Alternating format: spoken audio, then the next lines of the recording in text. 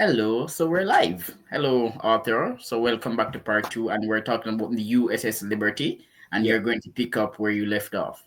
Yeah. Thank you so much. Thank you so much, Lipton, again for bringing me on. I'm glad we can continue this discussion.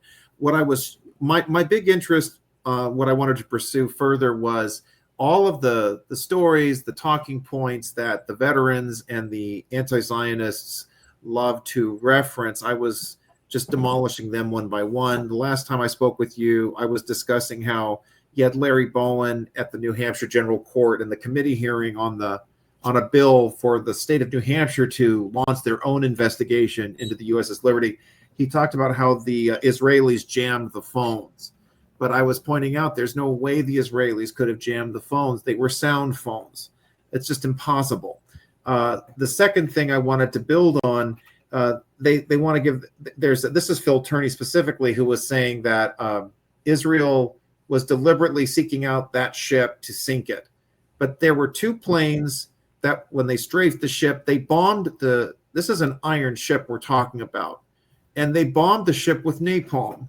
You can't sink a ship with napalm. You need some heavy duty bombs to get the job done. Those planes were most likely conducting, air raid, land. They were bombing the terrain when going after the Egyptians, and then they were diverted to go after that ship that was noticed. So this idea, it's just incomprehensible. The idea that there was a plot from how many days or weeks behind to sink to sink an American ship. It makes no sense. Captain McGonigal and the U.S. Naval Court of Inquiry, I think it was a week later. It was on the island of Malta.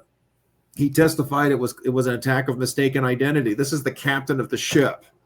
And he didn't challenge or recant his testimony. Well, that would have been 30 years later at the Arlington National Cemetery. So there's just all these factors are just they just fly in the face of this conspiracy that Israel was colluding with the United States government to sink the ship and blame it on the Egyptians and start World War III. It's just incomprehensible. It's really important, but it's really important to confront this stuff because, as I shared previously, this little conspiracy just feeds all of the other conspiratorial hysteria about how Israel's an apartheid state, Israel's an evil state. I kid you not, Joe Medders, another one of the other veterans I mentioned, who's also vile, anti-Semite, anti-Zionist, anti-everything. He has, he has gone from accusing Israel of deliberately sinking their ship as such to calling Israel an apartheid state, an evil state. It's all about justifying these falsehoods. Israel and Joe Medders has admitted that he's a progressive activist. So it's how this historical event is used as a template to justify all of these other vile rantings and ravings. And I also have to point out the dishonest portrayal of this incident as as a plot, a Zionist plot, or a Zionist plot colluding with the American government. It's defamation on our country.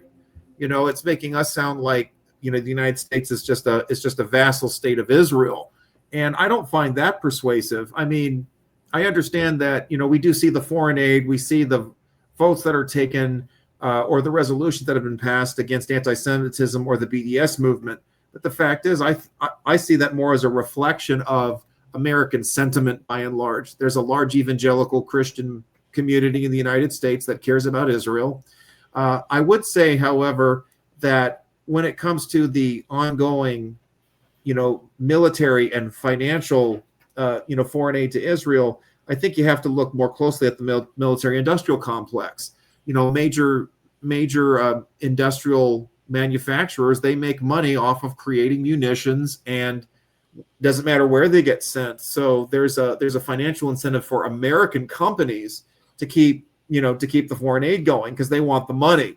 One commentator was telling me that the foreign aid doesn't directly go to Israel. It's not converted into shekels. It's American money that goes to American manufacturers like Lockheed Martin, Northrop Grumman, Boeing. They create the war material and then they ship it to Israel. It's American businesses that are getting the money. And I think, there's the larger discussion, the military industrial complex that has such a chokehold on our government. And the proof of that is all the Ukrainian virtue signaling. The fact that members of Congress were waving Ukrainian flags on the floor of our Congress last year. It shows that they're doing the bidding of these military contractors to send huge amounts of money to a foreign conflict. That's the problem. I didn't see Israeli flags being waved. I saw Ukrainian. People, Americans should be asking themselves this question. Why is it so easy for the political establishment to be bought? There are people who are supported by Chinese money, Yep. by money from Qatar, by money from Saudi Arabia. Many of the former generals work with Saudi Arabia after retiring. So people don't talk about non-Israeli funding. It's always Israel because the Jews are powerful. So the Jewish lobby is swaying the American political establishment, but they never talk about lobbyists from elsewhere. Like even South Korea, the South Koreans are not as influential as other lobby groups, but the South Koreans in America, they have built institutions to monitor development in the United States, and they're also lobbying. It's huge. There was a list I saw, the top 10 countries that have foreign, have the top 10 countries investing and spending money in our government. South Korea is number 4. Russia is on that list. Oh, I didn't know that South Korea was number 4, but I know the South Koreans, they're strategic about their lobbying. So the South Koreans, they built a research institute. I think it's located in America. And that research institute was built to monitor foreign and economic trends in the States and in South Korea so that they can make better decisions to influence policy for South Korea in America. Yes. I definitely, and I think we've got more to be concerned about because a left-wing government has come to power in South Korea, and they are tightly aligned with the Chinese Communist Party. So this is very disturbing. But you're pointing out the hypocrisy. Everybody gets upset about Israel. They're controlling everything. Israel doesn't even make that. What does he call himself? Ian Carroll. I can't stand him. Who's that? Ian Carroll? Some idiot on Twitter call him. Yes, his name is Ian Carroll. He's really popular on Twitter now, but I just can't stand any of those people. I'm not familiar with that name. You don't have to be, but you can. If IAN Carroll, CARROLL. Okay, there it is. Oh, follow the money, seek the truth. Yes, so annoying. Okay, yeah. There's a lot of people that what I suspect is that there's a lot of easy engagement harvesting. It generates a lot of heat on social media if you talk about Israel. And a lot of these social media influencers and commentators, they're just trying to drive up their engagement, their audience, so that they can raise money. That's all. Engagement farming. That's all. Yeah, so it's despicable. It's troublesome, and it's a big distraction from bigger issues that are harming the United States. And so, once again, reverting back to what started this conversation, the USS Liberty incident. It's been investigated 11 times. Let me start because let me name some of the investigations. U.S. Navy Court of Inquiry conclusion. This was in the 1960s, 1967. I won't be listing the dates. I will only list the name of the report.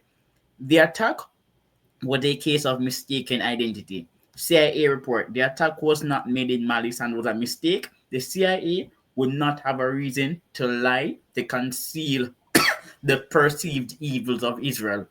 The CIA, in one report, said that it did destabilize Jamaica during the Manley years. So the CIA would not lie. The CIA has spoken the truth the CIA has spoken the truth before to indict America, so it wouldn't lie to protect Israel. The Joint Chiefs of Staff fact-finding mission, the Ross report, outlined findings of fact, but did not make any findings about the actual attack. Mm-hmm. The Clifford report, no premeditation, but inexcusable failures by Israeli forces constituting gross negligence. Yes. Senate Committee on Foreign Relations, the attack was not intentional. Senate Armed Services Committee, no conclusion. House Appropriation Committee, Navy communications follow up and no conclusion regarding Israeli actions. House Armed Services Committee critical of Navy communications, no conclusion regarding Israeli actions.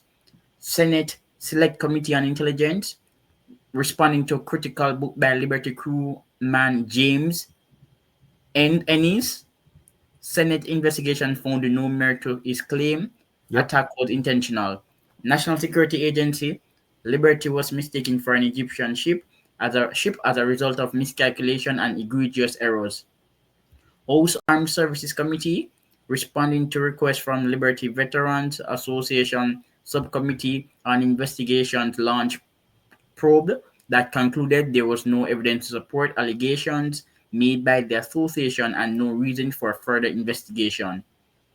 Ram Run Commission, the attack And was just to made with clarify, gross negligence. okay, the Ramron Commission. This is Israel investigating it.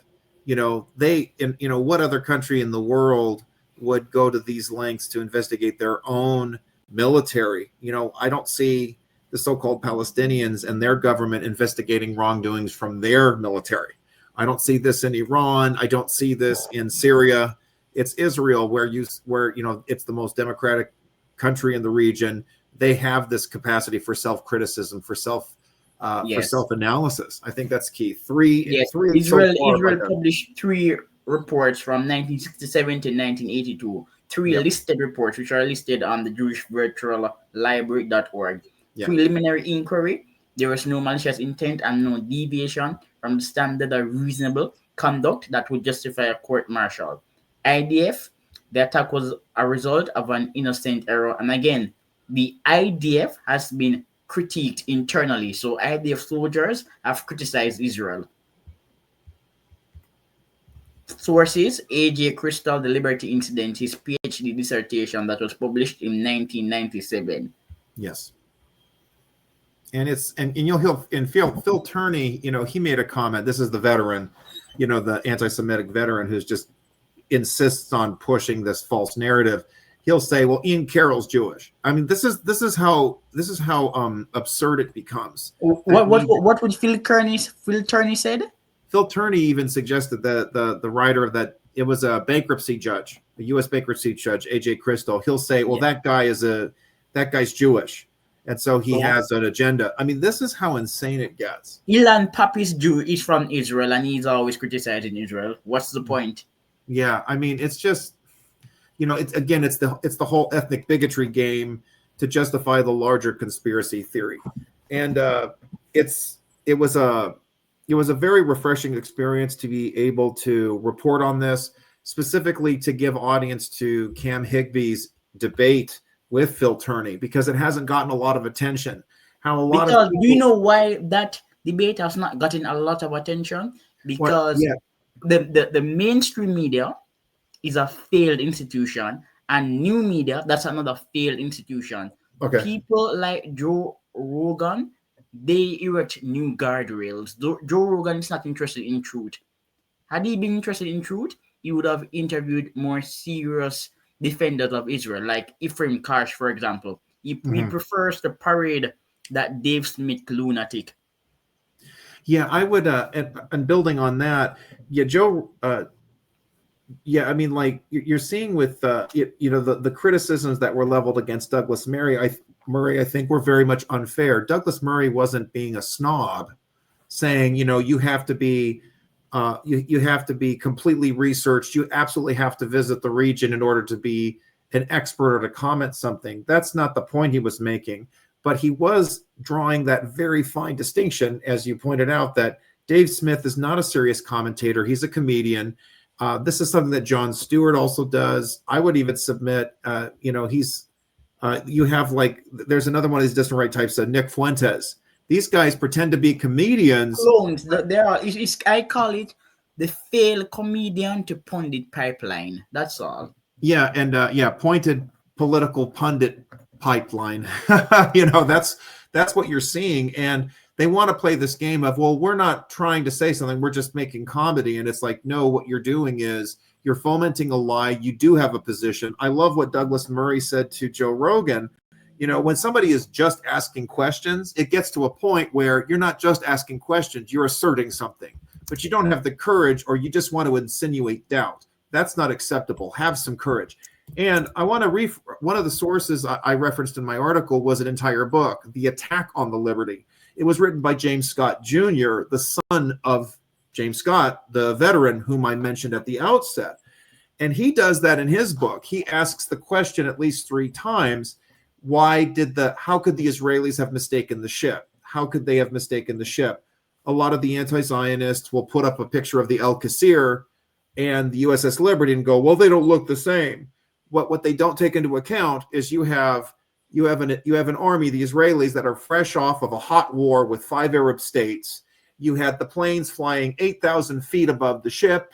You also, most importantly, and I give again special credit to Cam Higbee pointing this out, the American government made a public statement that they didn't have a presence in the Mediterranean Sea off the coast of Egypt. They assured the Israelis they were not involved, and they told the UN General Assembly. So the Israelis believed it, and they see a ship, and they go, it must be somebody else, because the Americans have told us that they're not here. Okay? I mean, so you have further reasons why the Israelis went ahead with and the Al Qasir had been spotted in the region in other accounts. So it's understandable. It's still reckless. They should have done even more diligence to look into it. But that's the reason why. A lot of these facts are left out of the discussion whether it's the veterans trying to play up their story or other anti-Zionists further justifying their abusive bigotry towards the Jewish state, or when they're demonizing the American government in this regard. So all of this I was able to bring into play. And here's something else I didn't get to write about. In James Scott Jr., in his book at the end, his father met with one of the veterans, Israeli veterans from the 6-Day War, who had been involved in the USS Liberty attack. And the Israeli veteran, the first words out of his mouth, I'm sorry. They knew they made a mistake. There was no intent to deliberately destroy a ship, an American ship. They thought it was an Egyptian ship. So it just all of this comes into play. And furthermore, just on James Scott Jr., to his credit, he has seen this anti-Zionist, anti-Semitic movement taking the USS Liberty into this broader conspiratorial agenda. And he has criticized that. He says, I don't want to destroy the Jewish state. I don't want to destroy Israel. I don't agree with that. I just want the facts told about what happened that day. There's a writer called James Bamford, and he published a book 24 years ago. Are you familiar with James Bamford? No.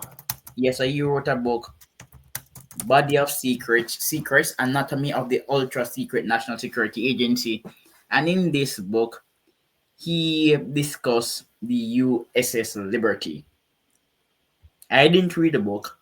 Okay. I just know that it was published. It stirred controversy, and there were reviews. Ron Hunt mentioned the book in one of his articles, and it was also mentioned by somebody else in the Washington Report on Middle East Affairs, 2001. It's an old book. Yes, I'm looking at a report on this from the New Republic, written by Michael Oren, the Israeli ambassador to the United States. I think that was during the Obama administration. He provides a considerable critique of the book alone. This is I'm looking at the first article of Michael Oren's article. And full disclosure, Michael Oren wants everything declassified about the USS Liberty. He's not interested in any secrets. He brings up a point. This is something I've developed in other posts. People have this idea that friendly fire is unusual or unexpected. Now, how could this happen? Israel is supposed to be our ally. How could they shoot at our ship? This has actually happened a number of times in modern military history. Another notorious event was May 17th, 1987. The United States was allied with Iraq against Iran during their decade-long war. And what happened was 2 Iraqi jets fired at an American ship, the USS Stark. And 37 Americans were killed, more than the USS Liberty. And yet, for some strange reason, a lot of these activists who bellyache about the USS Liberty, they don't care about the USS Stark.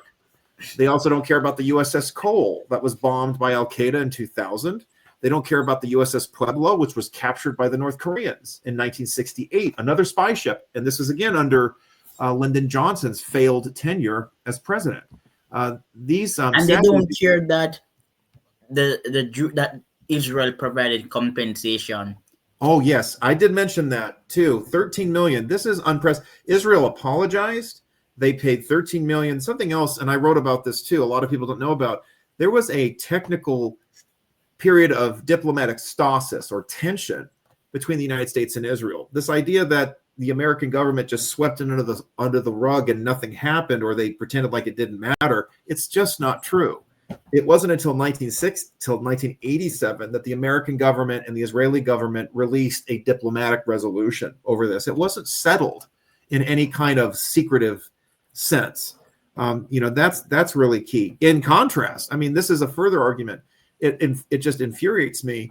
You have these American dissident right Americans, and they bellyache about the USS Liberty. They don't care about the USS Stark. They don't care about Pearl Harbor. 2,400 Americans slaughtered by the Japanese. And how many people died in that recent event? Let me 30 people died. Okay, wrapping up just trying to show you the immoral contrast here. They don't care about 2,000 Americans being slaughtered. Japan has never apologized. They haven't paid a dime.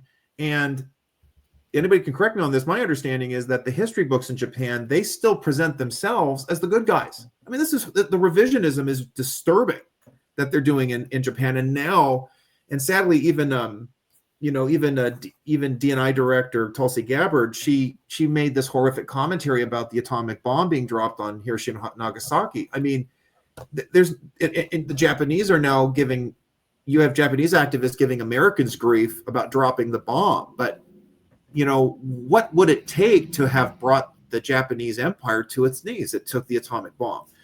But my big point I'm trying to build here is they strain over a gnat, the USS Liberty incident, and they swallow a camel. They think they don't care about Pearl Harbor. They don't care about the USS Stark. In fact, some of these dissident right nationalist types, they even praise the imperial government of Japan. They love the Nazis, they love the Japanese, and they love their militarism and their fascism. I mean, it's disgusting. It's absolutely abhorrent. And I wanted to point that hypocrisy out too. The dissident right, I wouldn't even refer to the dissident right as far right. It's an unserious, inept, anti-intellectual movement. Yeah. There's a lot of agreement. It's basically a meme. It's just responding to the cultural flex at the time. Yes, they want to give the presentiment of being a serious intellectual movement, but they ignore data, facts, evidence, scholarship. It's all about emotion, identity politics, and conspiracy theories. I would like to extend, building on that. I'm very disturbed that Mises.org was giving a platform to Phil Turney. To me, that starts to erode their credibility a little bit.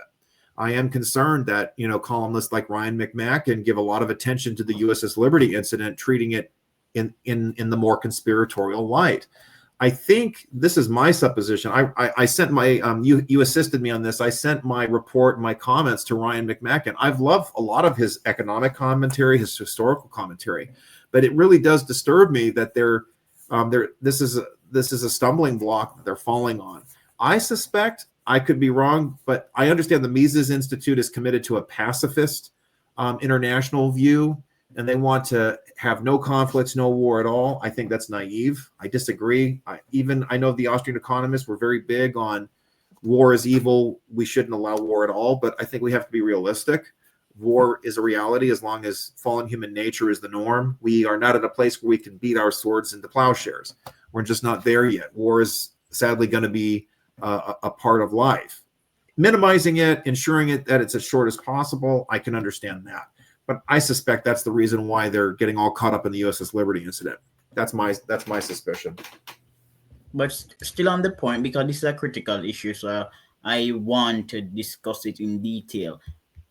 I like the Hunt review because Ron Hunt is a really analytical person, and I've seen where Ron Hunt has refuted ideas which he appeared to be receptive to. So I have some amount of confidence in Ron Hunt. And as I said before, I write for the Mises Institute. I like Mises, but I I am not a major critic of Israel. I've criticized Jewish power structures and the Jewish foreign lobby, but I'm not going to become an anti-Israel fanatic. And Mm. as I said to you before, when we were not being recorded, I don't like Dave Smith. You don't like what? I'm sorry. Dave Smith. Oh, Dave Smith. Yeah, he's not a serious not a serious commentator. Uh, and not only is Dave Smith, I think, lost a lot of credibility. So did Piers Morgan. Yeah, Uh, Piers Morgan is an idiot. it's very disturbing how abusive he was to the British Yeah, the attorney. Natasha lady, exactly. Piers Morgan is an idiot. It was No serious person who should watch his show. Piers Morgan interviewed this black lady who I don't remember what they call her, Crackhead Sally, but he interviewed this crazy black woman who was just shouting like a lunatic. And then Piers Morgan also interviewed this white girl who came out of nowhere, one of those useless e-girls, and he had on Myron Gaines, who's another lunatic again. So I don't like Piers Morgan either. Yeah, and he really showed his true colors. He's abusive. The way he would say, BS or bullshit repeatedly. That is not an argument. It was stunning. If you compare Piers Morgan's interjections with the attorney compared to his discussions with anti-Semites or with other, even with the Islamic guests who support jihad and who support Hamas. I mean, it was really stunning how abusive he was and Yep, the disrespectful, Piers Morgan and show. he clearly Sorry, had an agenda. I Yeah. don't like to interrupt, but the Piers Morgan show should just be cancelled. That is just excrement. Excrement. It's below human excrement. It's animal excrement. Piers Morgan should just be cancelled. Oh, brother. Yeah, I I really don't like Piers Morgan. I'm not. There's so many. I'm dismissive of so many people, both I don't. people I, who are both on the right and on the left. So the woke right, that term, I yeah. don't like that term either because I think James Lindsay is a lunatic and a fool. I don't like James Lindsay either. Yeah, I understand. I've had some discussions with people about James Lindsay. I've learned more about him. He's an atheist. There's some sexually explicit issues in his private life that he's made public. I'm very concerned about. What did he make? Well, what did he do? Because I muted him on Twitter. So what did he say publicly? Well, see, I don't know enough about it. I'm hearing these reports from somebody else. I have seen pictures of him totally naked in an explicit fashion on X, which is Why? inappropriate. I don't have that resource in front of me. I can ask I can ask the lady who's been providing me a lot of information about him. A big problem I have with people like James Lindsay and there's the Dave Rubins of the world. These guys are still liberals. They support. This is going into another range of topics entirely. The whole Okay. LGBT cult. Where, Mr. yeah. After I'm going to, you can continue to speak because you said earlier when we were conducting the interview, you appreciated that I was quite vocal. But the truth is that listeners and the audience, people, they don't like when interviewers speak. They prefer interviewers who just shut up and allow the guest to speak, and I like that approach too. But I'm going to get this straight. Yes. I'm a fan of Paul Gottfried. I like Paul Gottfried a lot. I like Walter Block. Okay. I like ELK is dead. He died in the 90s. I'm an ELK person. I like Albert J. Nock. There's this other person I really like who died. He was in his 70s and he died tragically. Angela Codevilla used to write for Claremont, the Claremont Institute. Yes. Yeah, I like Angelo. Who unfortunately, he was crushed and died in the 70s about two years ago. So I like Angela Codevilla. I like Frank Van Dunn. But most of these, even Irving Crystal, I like Mitch Decter, who people call a neocon. I like her quite a bit. Although Mhm. some dissident conservatives don't like Mitch Decter, but I like Mitch Decter quite a bit. But most of these newer upcoming people, I dislike them. I think that they're literal garbage and we should just cancel them completely for being stupid. There's nothing to like about them. I wouldn't cancel people only because it's more important for their folly to be public. I think we have to be kind of careful about that. No, no, I know, I get what you're saying, but many of these upcoming people, they're just not that smart. They have nothing to say. I would even put Noam You're Chomsky. sharing a sentiment. I understand. I would even feel, put Noam Chomsky over some of these people. They have nothing to say. They're not smart. I don't know why we listen to them. They're stupid. yes, I understand. Andrew Tate to me falls in that category. He is just a vile, bilious anti-Semite. Misogynist. This is not They're just helping these also children. repulsive. They're just so repulsive. They're even worse than Gore Vidal. They're just disgusting people. Yes, they are. Thank you. Okay. And I would, yeah, Gore Vidal does belong in that group too. He's But Gore Vidal was smart.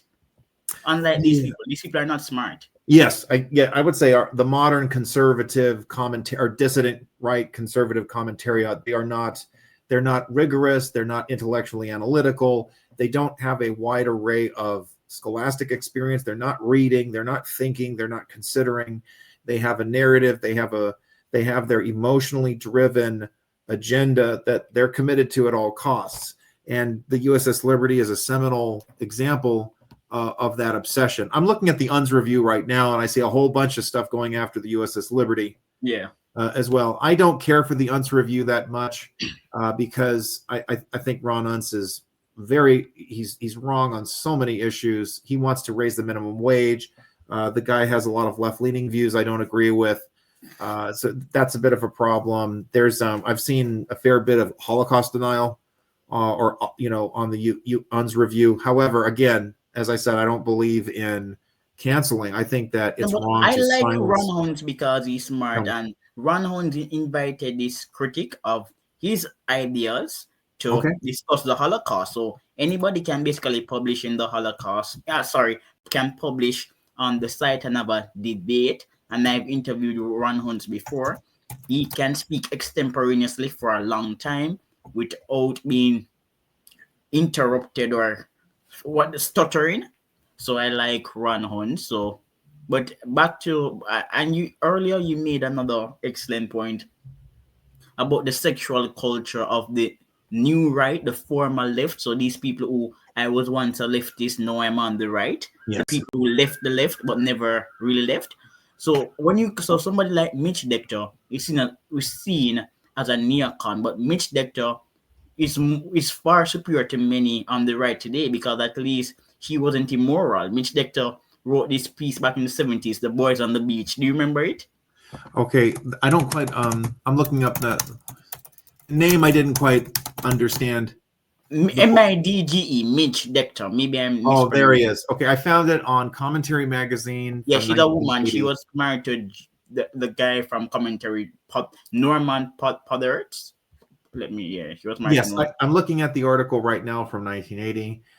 When the homosexual rights movement first burst upon the scene a little more than a decade ago, a number of people I used to know must have been more than a little astonished. These were the heterosexuals who, along with me and my family, used to spend summers in a seaside resort, etc. Yeah, Mitch. Yeah. Okay, I see it. Okay, so I guess I haven't read this article. I'm not familiar with this commentator, but when it comes to the immoral sexual ethics of a lot of people on the whether that they were formerly left and now they're right, it is very alarming. Back to James Lindsay, he's okay with gays against groomers. This is nonsense.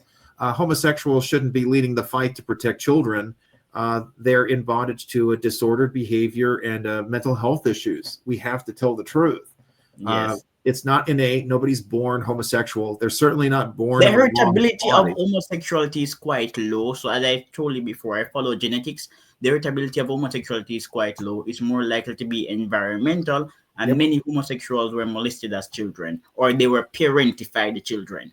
They sure were. And Yeah. this is a very timely direction for sure, because I was on the phone with the president of the company or the organization I work for, Mass Resistance. I strongly urge you to share this with your viewers, massresistance.org.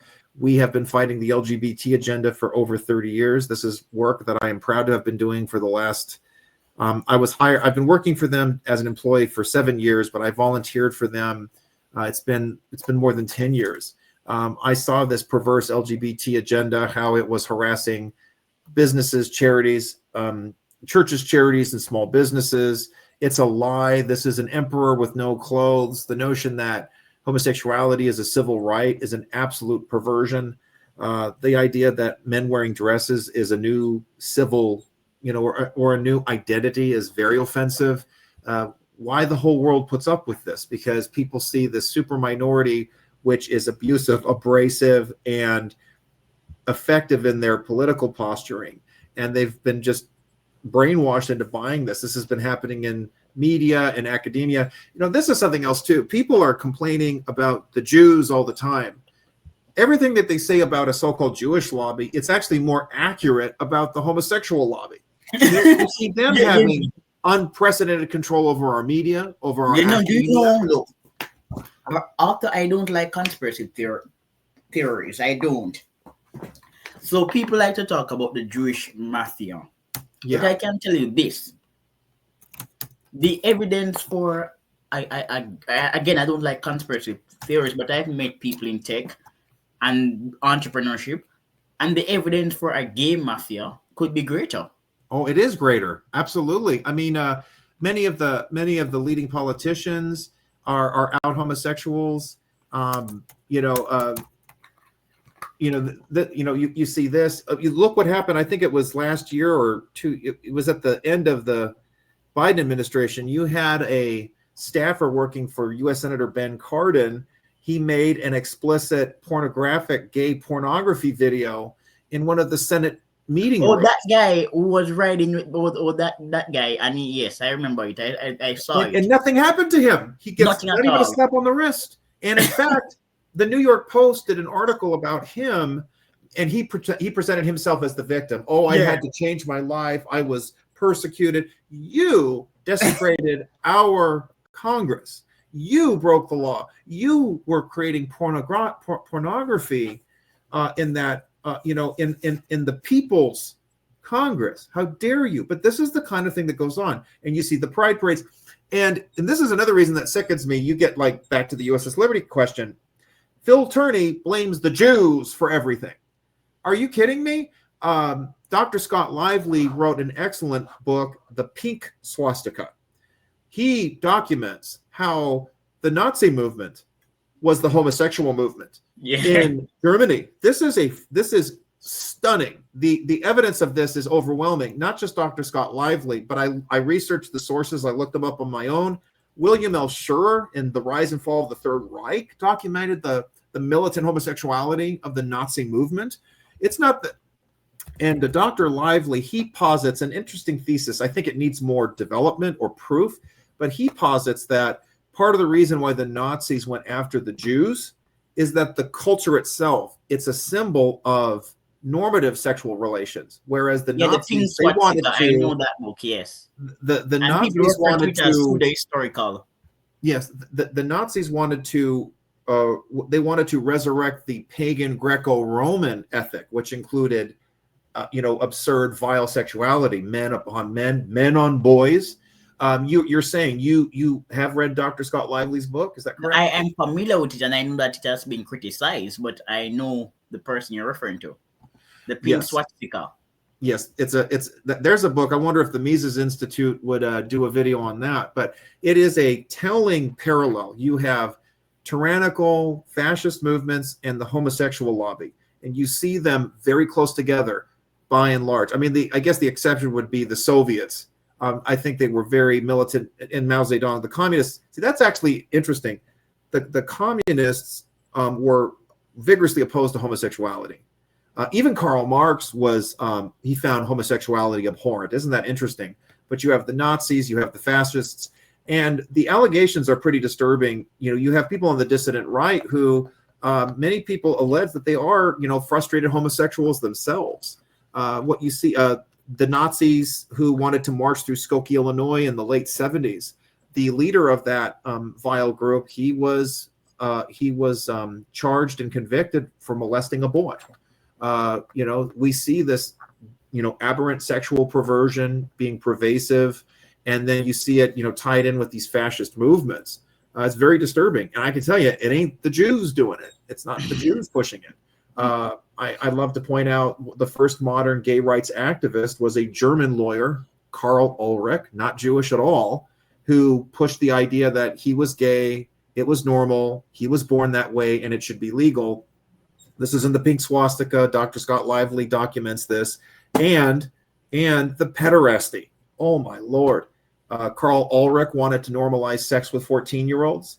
The Democratic Party in 1972 had an amendment that would call for the abolition of age of consent laws. This is in 1972. I think that's part of the reason why Richard Nixon won 49 states. I mean, the absolute abhorrence of the Democratic Party and their militant, anarchic, communistic agenda was already seeping through the surface as early as 1972. Yet they had a gay caucus, and we see now a lot of Jewish groups are starting to leave the Democratic Party.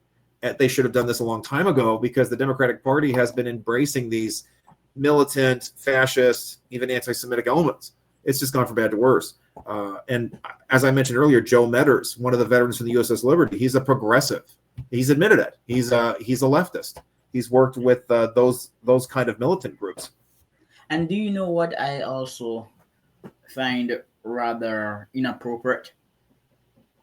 The conservative think tank establishment is becoming too friendly with influencers. I am not woke. You are not woke yourself. But research institutions should not waste their resources trying to expose wokeism or bash woke people. You can critique wokeism, but they have become obsessed with wokeism, like the Manhattan Institute. Everything is about wokeism and trans people, and it's also silly and trivial. And it's problematic because that type of movement, it attracts activists. And activists are usually political people. They're not intellectuals, and some of them are depraved themselves. Yes. So it's really like a shit show these days. Mm-hmm. Like, I just don't like what conservatism in America has become. Yeah, I think I like the resurgence of restoring the culture, getting back to getting back to American identity, American culture, constitutional norms, understanding that there are creedal values which need to be protected. The radical individualism that liberalism has spawned has created a lot of the problems we see. If everybody is Yoram Hassoni is an excellent scholar. I read his book about on nationalism. Yes, thank you so much. And I think he just really articulated the vision that needs to be restored, the intellectual basis. Hans Grotius, Edmund Burke, this idea that if you're going to make changes, they have to be deliberate, and they have, in every sense of the word, they have to be really pondered thoroughly, and they have to be slow. You just don't upend tradition because you feel like it. But the cultural norms, the values, the traditions that have made America great, that made the West the best, they need to be nurtured and restored. This is another departure point I have with the Mises Institute. I don't agree with this idea of complete voluntary association only. I disagree with Murray Rothbard and his anarcho-capitalism. Anarchism is not an answer. Murray Rothbard was pro-abortion, or pro-choice, if you want to use that euphemism. I don't agree with that. Life needs to be protected. I think that does require state power. That is an appropriate use of government power to protect life. I don't think that everything is a matter of property right. Human beings are not just economic creatures. Human beings are, a country's more than GDP. It's more than how much money people transact on a day. I think that these very important cultural and identity questions do matter.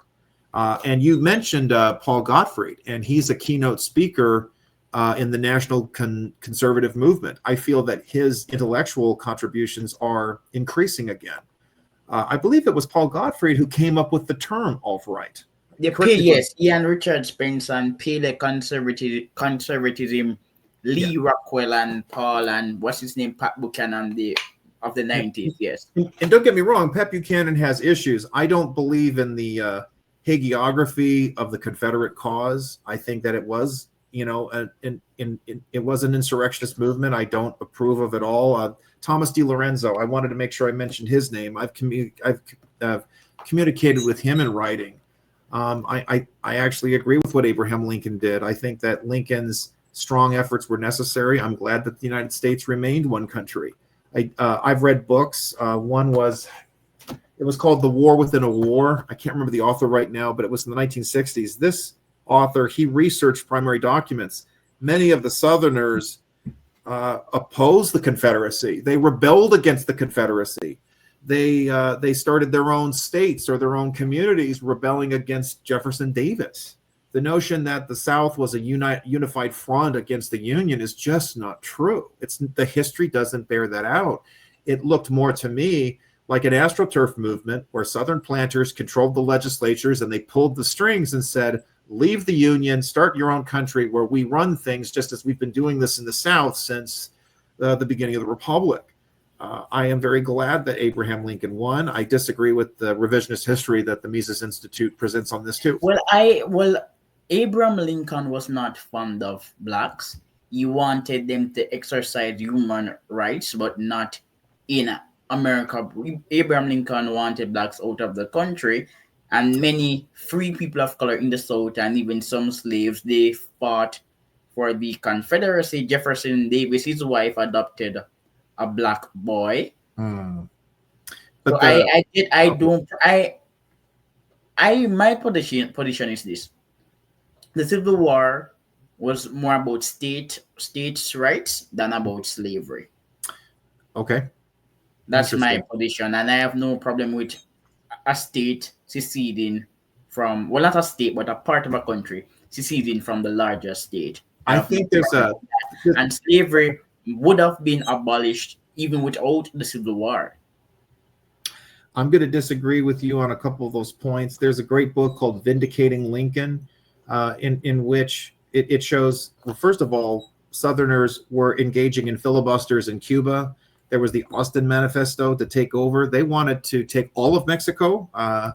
James K. Polk, I was actually thinking about this today, when they had defeated the Mexican army at every battle. They took over DF. The Americans were ready to take the entire country. And some of the Mexicans wanted to be incorporated into the United States. They wanted the stability. Southern planters wanted to expand their empire into South America. There was no interest in stopping slavery. I don't think it would have died a natural death, unfortunately. I disagree with the regarding Abraham Lincoln. He did have a change of mind. Initially, he was a repatriate. He favored repatriation. It is true, but he changed his mind on that. You make this argument about how it was about states' rights. Well, let me ask you something. Why did the legislature of South Carolina secede? What was in their announcement December 10th, 1860? Yes, that's a good point. I understand the states' rights arguments, but states' rights to what? That the tariff war had ended. It was about being able to own people. And this is something, the Mises Institute, I wrote this to Tom DiLorenzo. I said, you guys are very clear on voluntary cooperation and free enterprise and analyzing data with the Austrian, understanding the subjective theory of value, which I totally agree with. But how can you defend an institution or a government entity which wanted to normalize stealing the labor of men? It's such a problem. And it's Murray Rothbard too. He and Lorenzo both, they praise John C. Calhoun's political theories. But Calhoun was also a white supremacist. I'm not saying this in a woke sense. It's truly the case. He didn't think that black people were meant to be free or to have any individual liberty, that they had to be slaves. These are his arguments. Even John Locke, yes, he owned slaves, but he never differed from the global recognition or the essential argument that every man should be free. You mentioned John Locke. There's this scholar who I would put her in the revisionist tradition. She wrote an excellent essay on John Locke.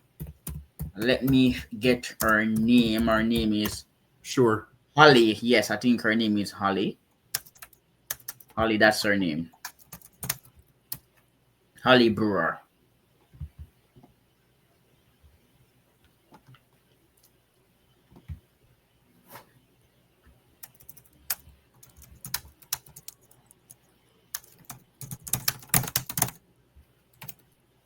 Okay, you said Holly Brewer.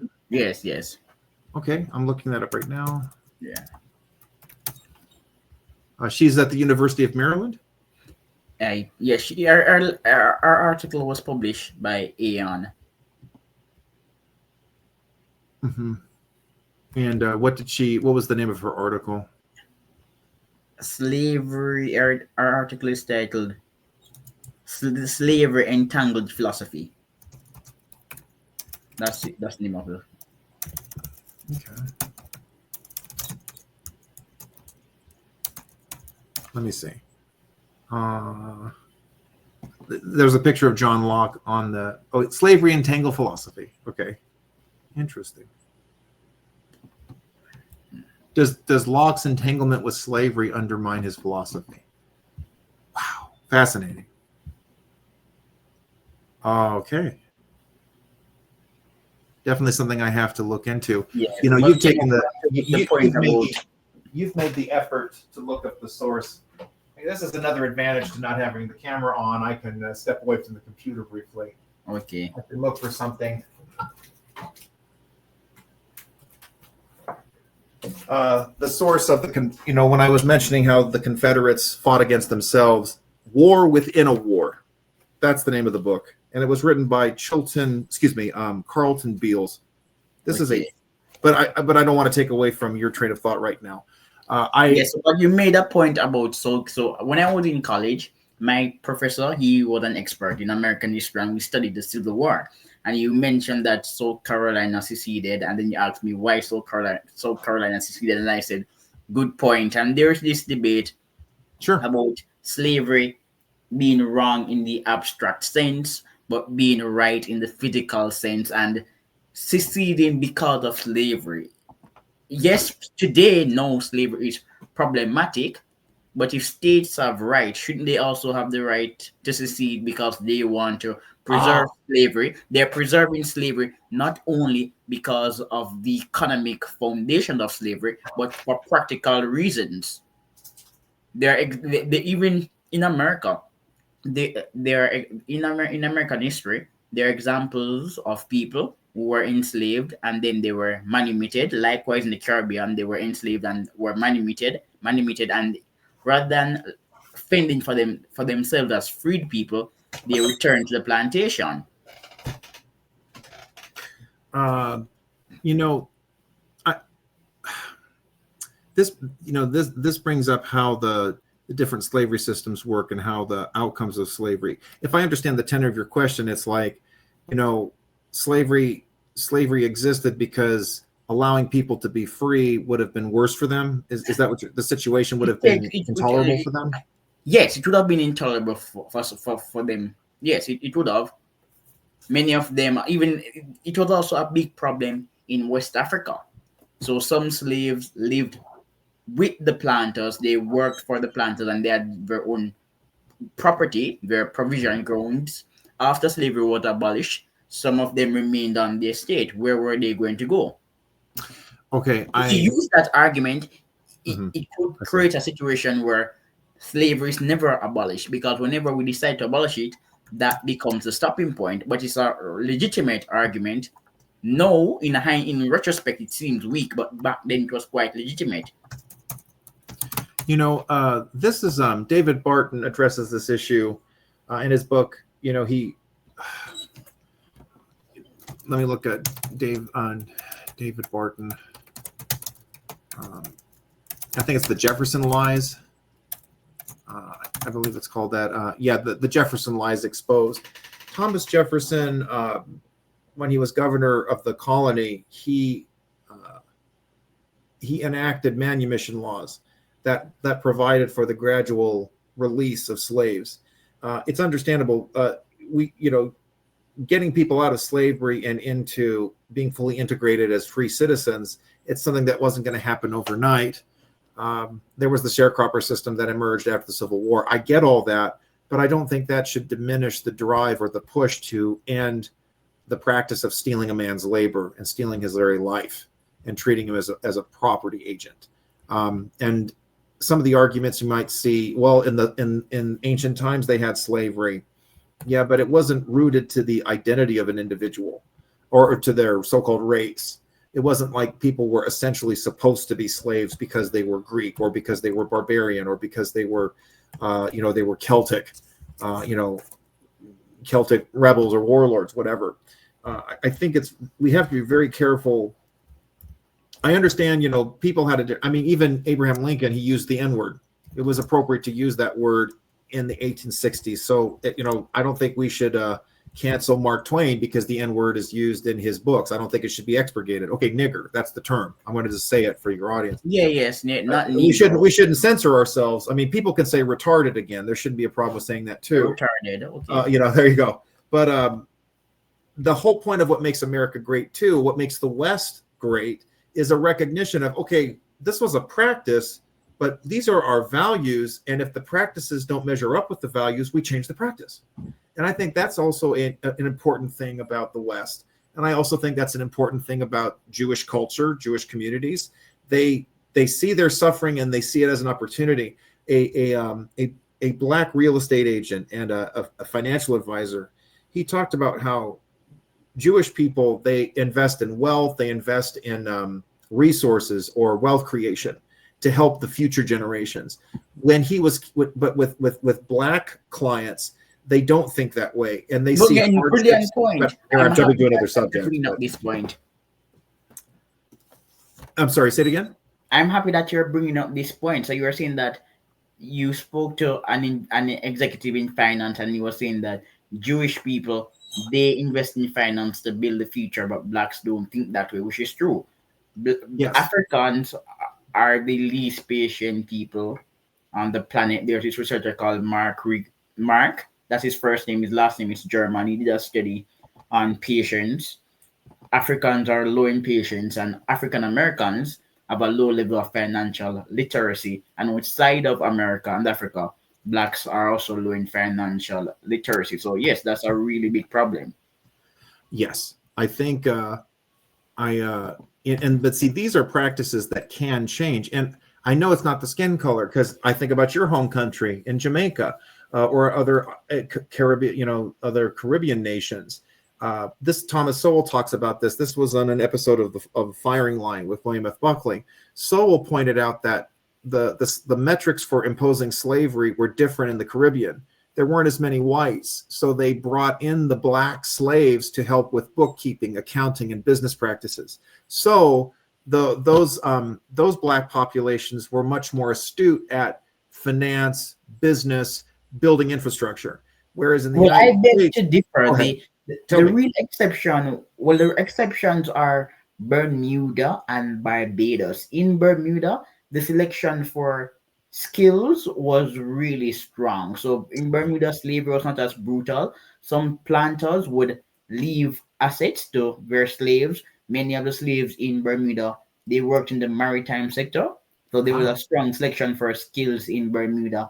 And in Barbados, the free people of color who were black, they were more likely to be professional. They did better than white working class people, and Bayesian slaves had to be conformist because Barbados is a smaller country. It was constrained by geography. So there were Maroons in Barbados, but the Maroon community in Jamaica was popular. So Bayesian slaves had to be conscientious. They had to be more polite. If they were good slaves, they were rewarded. So I disagree with that argument. The exceptions are really Barbados and Bermuda. Okay, I'd have to, I'd have to revisit Thomas Sowell's arguments again. But the larger point that I am sticking with is, and again, this is me rejecting the Phil Turney anti-Semitism, the Jared Taylor white advocacy arguments.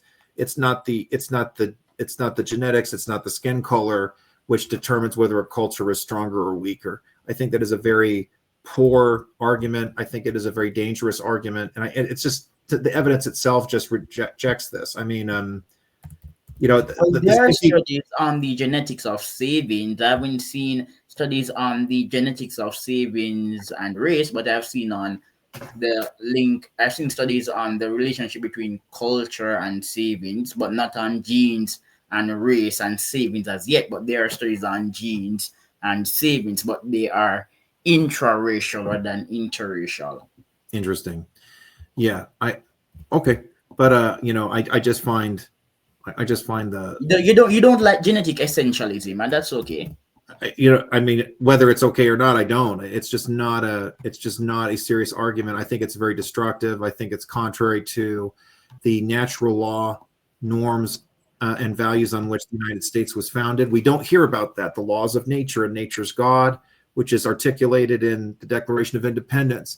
Natural law is so important because it shows the essential values that we can all lean into and connect to. And where is natural law? Where is it revealed? It's revealed in biblical Yeah, instruction. Bible. I was supposed to say that the Bible.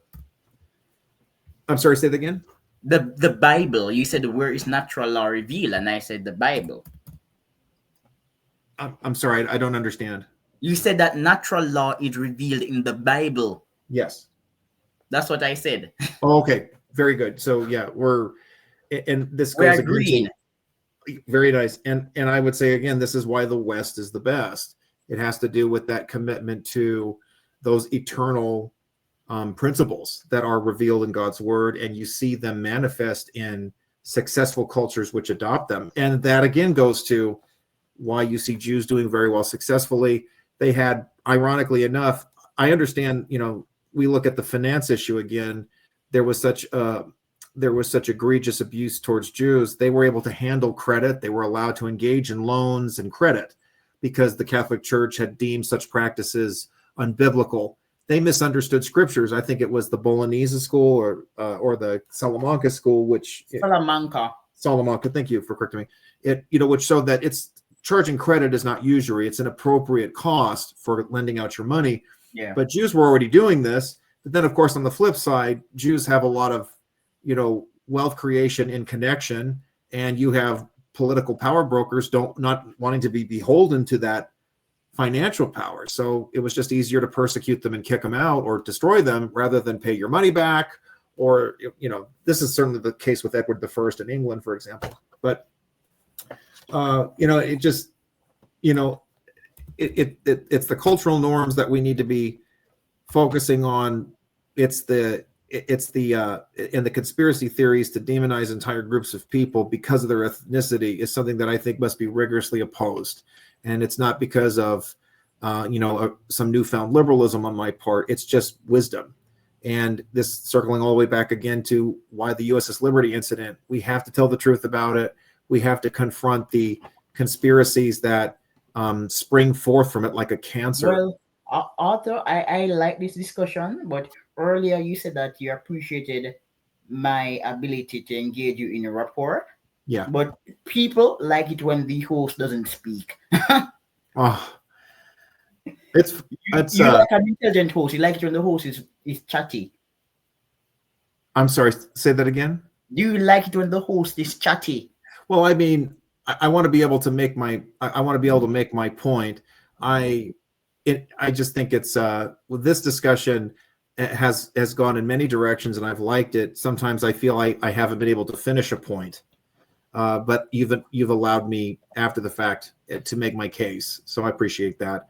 I think what you really want to say is that you like being interviewed by a host who has some knowledge of the topic. Oh, certainly. I have had experiences with hosts who I have to tell them what to ask. I have to tell them what to do, and that's very frustrating. And I would prefer a host who says, "Well, let me add something," or "Can I, build on a point you've made," or offer something. What do you think of this? I think that's really key. People have a hard time where they don't like Alex Jones, for example. When I was interviewed by him on InfoWars, this was in You were interviewed by Alex Jones? I sure was. You're famous. I guess. This was after I was at a free speech rally in Berkeley, California. This was in 2017. And of course, it was taken over by the Marxist Antifa terrorists, and the police allowed them to do it. I was pepper sprayed and glitter bombed by some of the Antifa thugs. And so that was showcased all over the world, apparently. There was a picture of me sitting outside of a gas station. I was being spit on by some of these thugs. and I just sat there calmly. I couldn't run, but they didn't hurt me. Like some of them spat at me. I didn't even feel it because it was, it was a warm day even for Berkeley. But so I was on Alex Jones' program, and he did a great job. I wanted to go in one direction. He says, okay, you could tell me about that later, but start by telling me this. Tell me this. And I really liked it. He was able to make it a very active, engaging interview that was going somewhere, that was making a point. And I was very happy about that. I'll find the video for you. I can email it to you so you can share it with No, your I'm not going followers. to lie. Alex Jones is a deranged conspiracy theorist, but he's also a talented reporter and speaker. And I think personally, I think that Alex Jones is better than Joe Rogan. Oh, I do too, because I find that a lot of the stuff he says is right. Here's something that's very interesting. He used to talk about the USS Liberty many times, but what's interesting, he no longer talks about Yeah, the because USS Alex Liberty. Jones is not an anti-Semite. He's not. And the other thing too is he's a factual person. He's been exposing China and Chinese abuses, the organ harvesting corruptions. Why do you think? Why did Tim Cook kicked off removed his app off the iPhone store? Because the Chinese leaned on him, because he was exposing China. And I appreciate that. There are some things that Alex Jones says and does I disagree with, but Yes. I mean, Alex Jones is, I can't stress this enough. He used to talk about the USS Liberty all the time. He talked about Operation Northwood, the whole conspiracy. He doesn't talk about it anymore. That shows to me a real maturity. I don't say I agree with everything, but Yeah, he has no, given. Alex. The difference between Alex Jones and Candace Owens is that Alex Jones will engage in dubious research, but he's able to articulate his points. If you stop Candace Owens in her tracks, Mhm. she peters out completely. So, for example, earlier in the discussion, we were having a conversation about the Civil War, and I said the Civil War is about states' rights. That's my position. And then you said, why did South Carolina secede from the Union? And I said, good question. And then I later introduced a point noting that there was a difference between abstract slavery being wrong and physical slavery, and how a state can secede because of slavery due to the practicalities of abolition. So Candace Owens, she speaks well, she's articulate, but she doesn't have high level rhetoric. I remember briefly listening to her once on the Joe Rogan show, and she said the climate is not changing.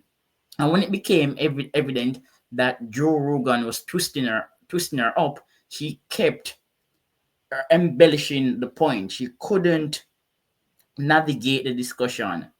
Mhm. She Yeah. wasn't good at deflecting her error to say Mhm. something that was.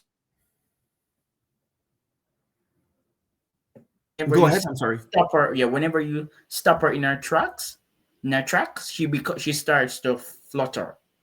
She reminds me of Greta Thunberg. She's not Yeah, yeah, that's another goblin. I call her the goblin. the goblin. They have been very good at mouthing statements, but they don't understand arguments. Candace Owens she's a pretty face who was propped up by Dennis Prager, and Dennis Prager regrets it. But you see, Exactly like Dennis Prager and Ben Shapiro. I I just can't forgive Ben Shapiro for employing her. you cannot put. I like Ben Shapiro very much. Actually, I find him I to be a can't very. forgive him for employing Candace Owens. He employed her. Oh, okay. You're faulting Ben Shapiro for employing Yeah, her. because Ben I don't- Shapiro unleashed that woman on us like the plague. It's because of Ben Shapiro that she will never go away. You might have a point there. Yeah, I see Yeah, your point. exactly. And that's a part of the grift. So Candace Owens is a good grifter, and the Yes, she is. conservative movement is only about hype. That's why she was employed, because of hype. She was a black female who looked pretty and could say things without stuttering and saying and Yes. That's it. And it's unfortunate. And now I find her to be a very hollow personality. She just will mouth or she will give voice to ideas as long as it has the requisite engagement. Again, the engagement farming or engagement harvesting. That's what she does. Pedro Gonzalez, the senior editor or writer for Chronicles magazine. Chronicles, yes. he called her out on it, and he got her. She got into an X fight, Twitter spat with him, but he was right. And she But was you saying can't glowing. compare Candace Owens to Pedro Gonzalez. Pedro Gonzalez works with Paul Gottfried, so he has to be smart. Yes, thank you. That's right.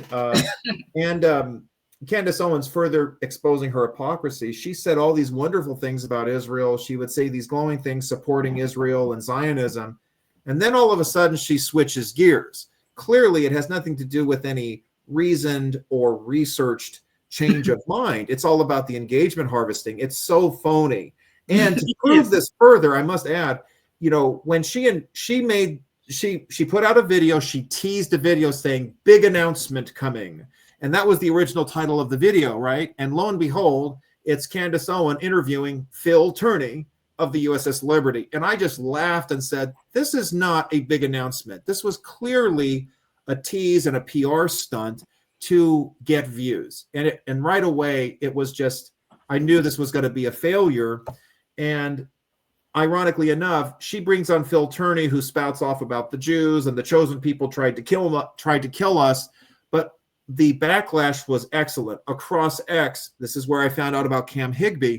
You had people pushing back, finally talking about the USS Liberty incident, bringing forth the research, bringing forth the transcripts from the U.S. Naval Court of Inquiry, just completely demolishing Phil Turney's arguments. So it backfired in a big way. And I'm very grateful for that. Look, as I said, I don't support cancel culture either. When I say cancel somebody, I mean we should consign them to the dustbin of history. Just I understand. It's fine. Because look, Ron Hunt went to college. He's college educated. He's a relatively smart man. If you're interested in strange ideas, platform people who can construct a legitimate argument, or individuals who have read books. So people who read books and can critique them. Not Candace Owens.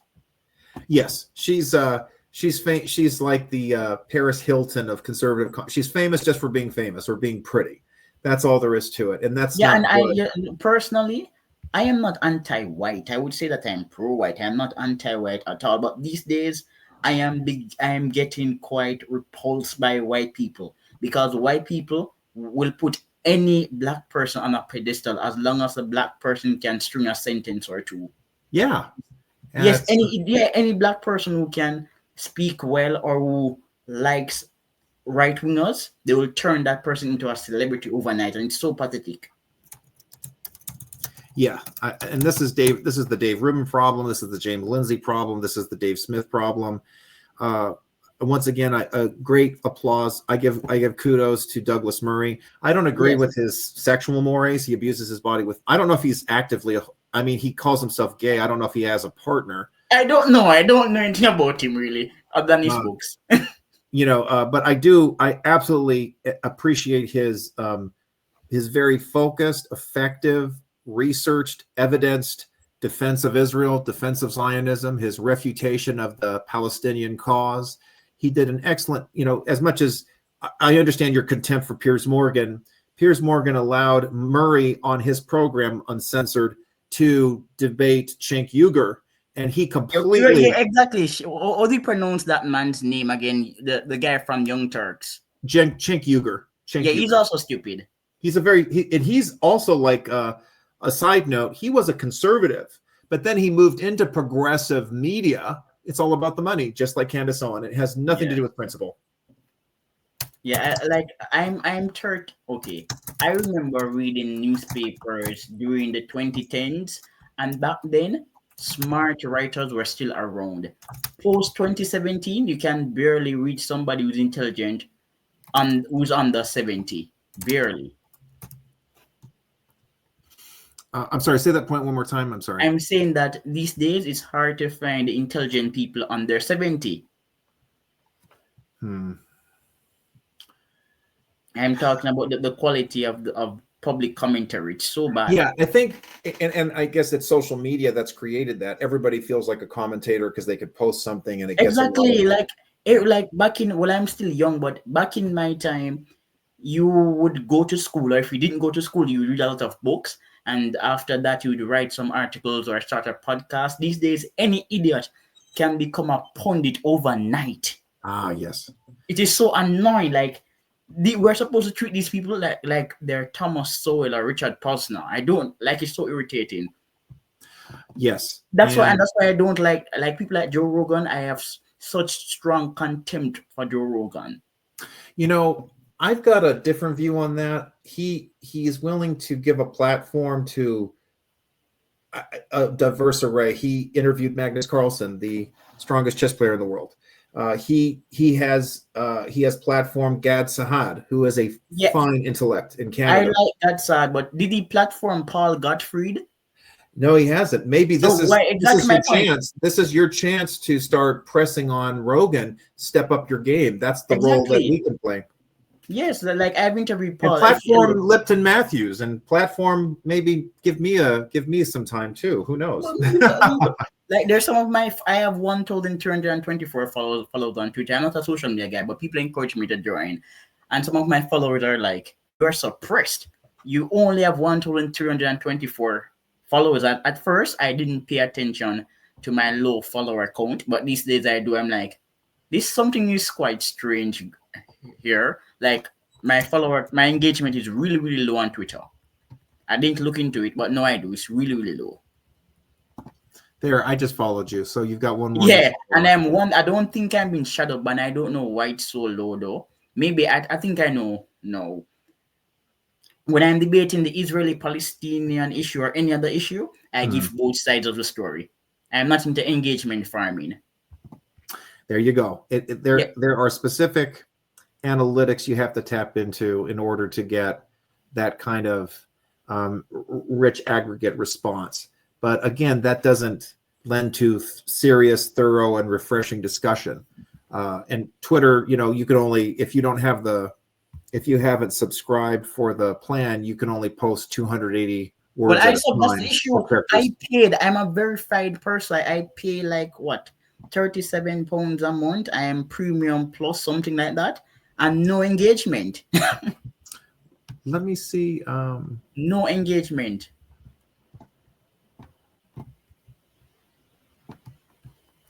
Let me see if I can.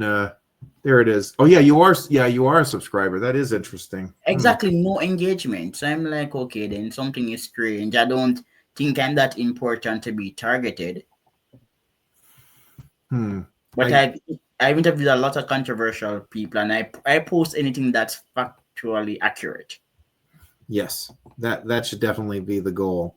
Anyway, I do have to go. I have another meeting I have to prepare for. All But right, I'm great. very grateful. It's going to be interesting how you edit this whole video because we stopped here and there and we went to different subjects, but we've covered a lot of ground. I will certainly make the most of sharing what I've imparted to you, and I'm glad that we could discuss things rather than just me do all the talking. The key thing for me, what I like to see from a host is somebody who has a vision of what he wants to cover and he helps to guide the guest.